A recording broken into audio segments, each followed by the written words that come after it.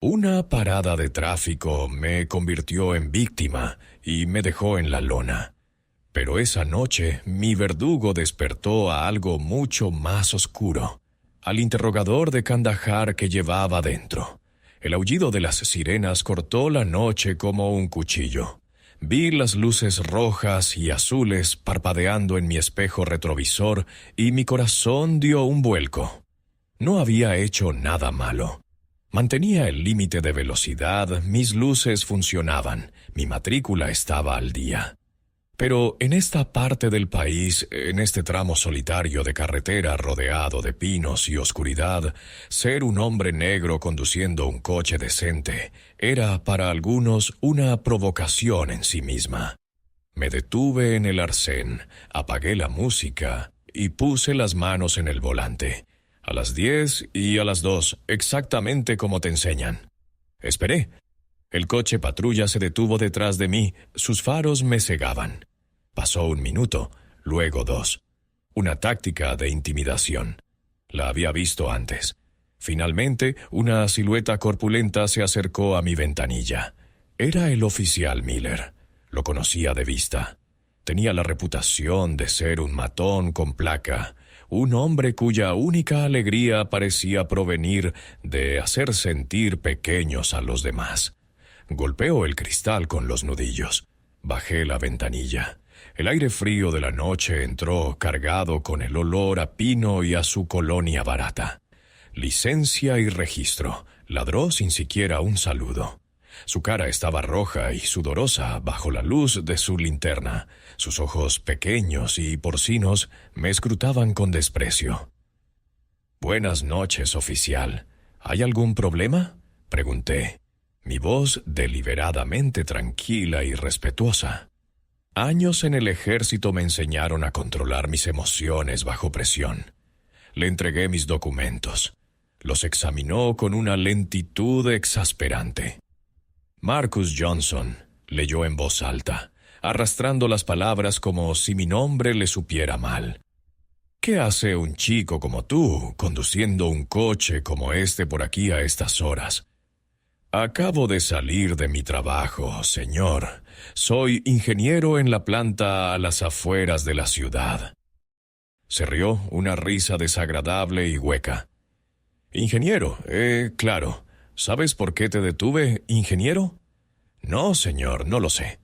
Tu luz trasera está rota». Era una mentira. Había revisado todo el coche esa misma mañana, pero discutir solo empeoraría las cosas. «No lo sabía, oficial. Lo arreglaré en cuanto llegue a casa». «Sal del coche», ordenó de repente. Mi cuerpo se tensó. «Oficial, con todo respeto, ¿por qué necesito salir del vehículo?» «Dije que salgas del maldito coche ahora», gritó, su mano descendiendo hacia la culata de su pistola. Lentamente abrí la puerta y salí con las manos a la vista. Su compañero, un oficial más joven y delgado que parecía nervioso, se había acercado por el otro lado. Miller me empujó contra el lateral de mi coche, sus manos torpes cacheándome bruscamente. No encontró nada, por supuesto. «Hueles a marihuana», espetó Miller. Otra mentira. No había tocado esa cosa en años. «No consumo drogas, señor». Fue entonces cuando oí el ladrido. Un sonido gutural y agresivo que venía de la parte trasera de su coche patrulla. Mi sangre se heló. Vi al compañero de Miller dirigirse hacia la unidad K9. «No, espera», dije, el pánico empezando a filtrarse en mi voz. «No hay necesidad de eso». Miller sonrió, una sonrisa cruel que no llegó a sus ojos. «Creo que sí la hay. Mi perro, Duke, es un excelente juez de carácter, y no le gustas». El oficial más joven abrió la jaula y un enorme pastor alemán, con el pelaje oscuro y los dientes al descubierto, saltó fuera. Tiraba de la correa, ladrando y gruñendo en mi dirección. Era una bestia entrenada para el ataque. «Oficial, por favor», supliqué, mi entrenamiento militar olvidado, reemplazado por un miedo primario.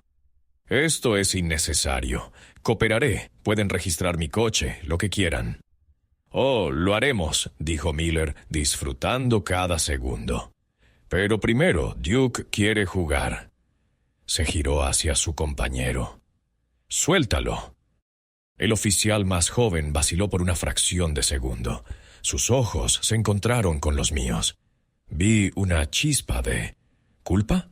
¿Miedo? Pero desapareció tan rápido como llegó. Obedeció. El mundo se convirtió en un torbellino de dientes y furia. El perro se abalanzó sobre mí. Sentí un dolor agudo y desgarrador en mi pierna izquierda cuando sus mandíbulas se cerraron. Caí al suelo, gritando. El animal se lanzó de nuevo, esta vez mordiendo mi brazo mientras intentaba protegerme la cara.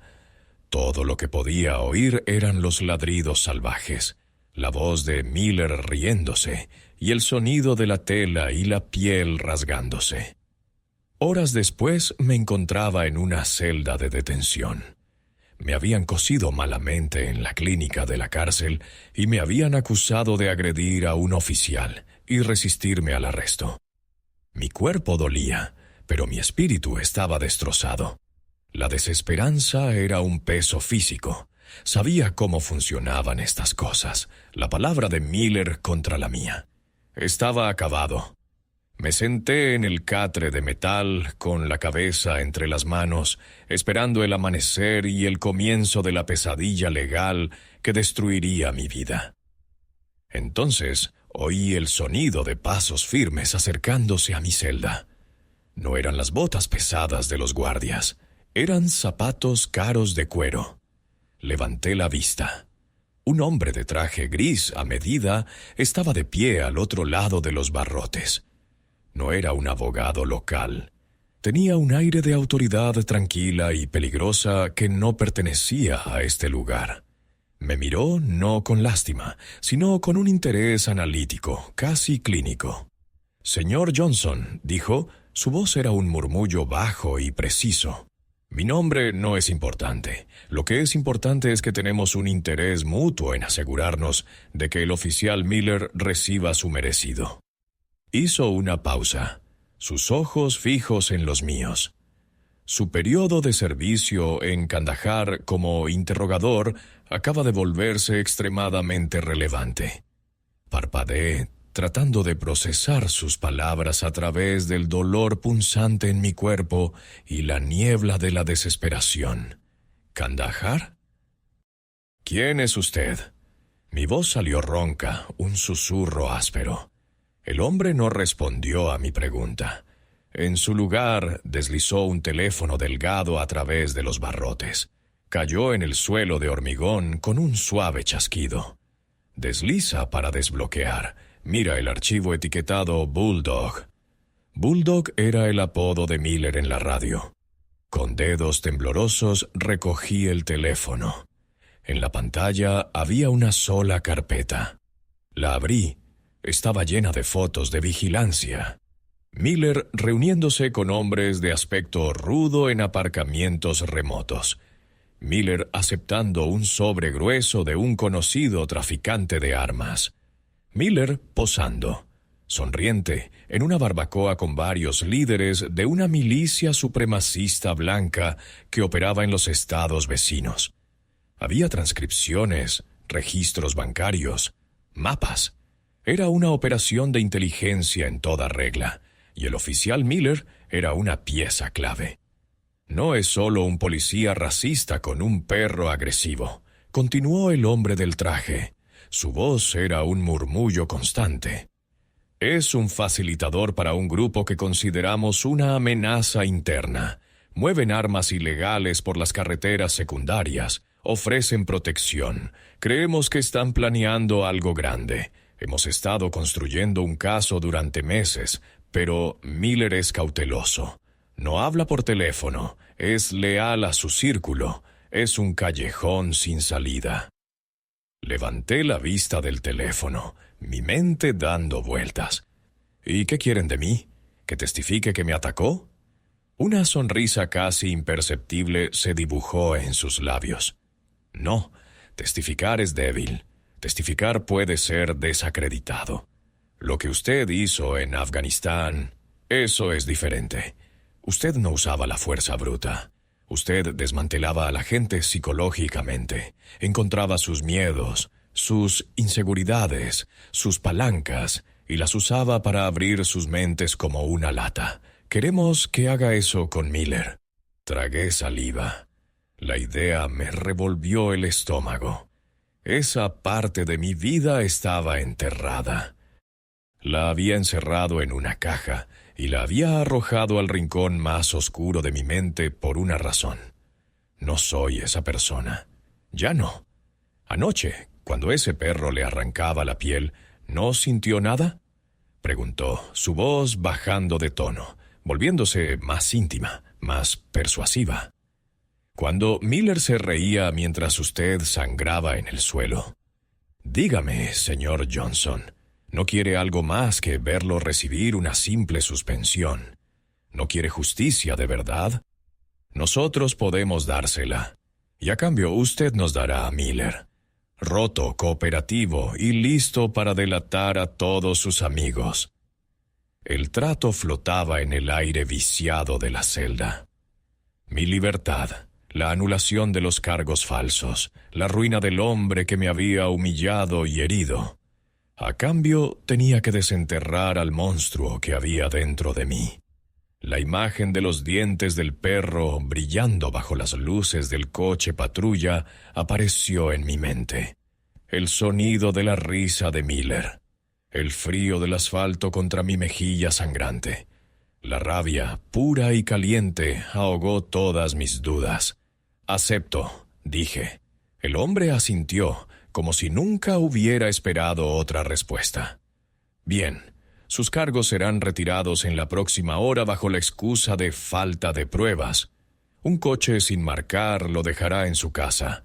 Sus heridas serán tratadas por un médico de nuestra confianza. Deshágase de ese teléfono. Nosotros nos pondremos en contacto con usted». Se dio la vuelta y se marchó tan silenciosamente como había llegado, dejándome solo en la celda con el eco de su propuesta. Todo sucedió exactamente como dijo. 1 hora después, era un hombre libre. Me llevaron a casa, donde un médico me cosió y vendó las heridas adecuadamente, dándome analgésicos potentes. Me senté en mi sofá. El silencio de mi apartamento era ensordecedor. El dolor físico era inmenso, pero el torbellino emocional en mi interior era aún mayor. ¿En qué me había metido? Mi teléfono personal, que la policía me había devuelto junto con mis otras pertenencias, vibró sobre la mesa de café. Un número bloqueado. Mi corazón empezó a latir con fuerza. Respondí. «Señor Johnson», dijo una voz diferente, femenina, nítida y sin emociones. «Comenzamos ahora». El perfil psicológico de Miller muestra un punto de apalancamiento principal: su familia. Específicamente su esposa, Brenda. Hemos monitoreado sus comunicaciones. Ella no sabe nada de sus actividades ilegales, pero sospecha que le es infiel. Vamos a convertir esa sospecha en una certeza corrosiva que lo devorará desde dentro. Su primera tarea es la siguiente. En el aparcamiento del supermercado Food Mart, en la calle Oak, hay un Toyota Camry azul. Las llaves están sobre la rueda delantera izquierda. Dentro, en la guantera, encontrará un sobre. Conduzca hasta el barrio de Miller. A las 11 en punto de la noche, cuando él esté de servicio, debe dejar ese sobre en su buzón. «¿Qué hay en el sobre?», pregunté, mi garganta seca. Hubo una pausa. «Una sola fotografía, de usted». El metal frío del buzón se sintió como un bloque de hielo contra mis dedos. El barrio de Miller era el cliché suburbano perfecto.